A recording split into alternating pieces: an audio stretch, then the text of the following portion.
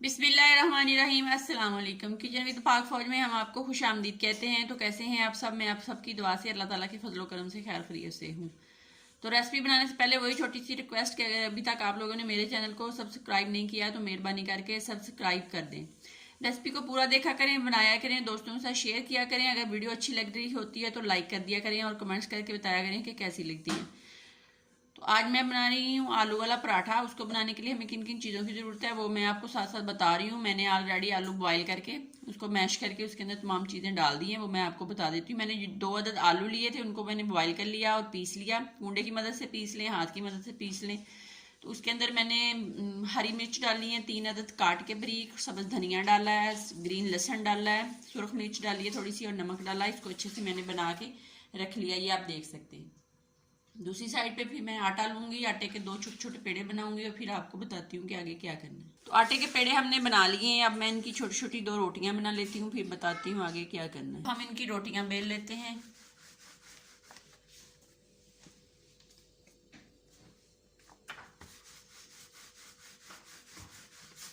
इस तरह दोनों छोटी छोटी रोटियां बेल लूँ, फिर आपको दिखाती हूँ। दूसरी साइड पे मैंने तवा रख लिया है, आग जला दी है। तवा गर्म हो जाए तो फिर हम इसके अंदर थोड़ा सा कुकिंग ऑयल लगाएंगे और फिर पराठा बना के इसके अंदर डालेंगे।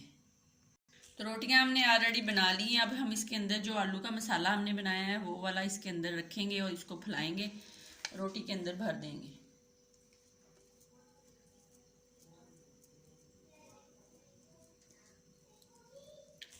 तो ये देख लें मैंने लगा लिया। अब इसके अंदर दूसरी रोटी रखेंगे। इसके अंदर ऊपर मैंने थोड़ा सा ज़ीरा भी डाला था जब मसाला बनाया था ना, साबुत ज़ीरा आपने लाजमी डालना है, उसकी ऐसे ही खुशबू आती है पराठे के अंदर से। तो इसके ऊपर रख के दूसरी रोटी तो हम इसकी साइडें जो हैं वो अच्छे से प्रेस कर देंगे, दबा देंगे ताकि हमारा मसाला जो है वो बाहर ना निकले।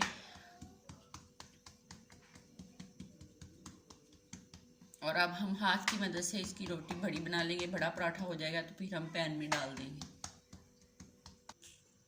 थोड़ा सा ऑयल डाल लेंगे तवे में और इसको सारी तरफ फैला देंगे और फिर अपना पराठा उठाते हैं।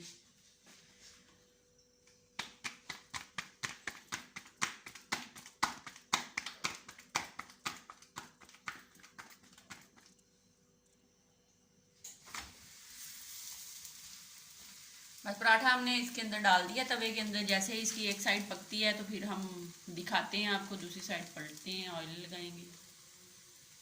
तो एक साइड इसकी पक गई है, दूसरी साइड भी पक गई है। अब इसके ऊपर हम कुकिंग ऑयल डालते हैं और इसको अल्टम पलटम करते हैं, इसकी थोड़ी सी पटाई करते हैं और जैसे ये पकता है तो दिखाते हैं।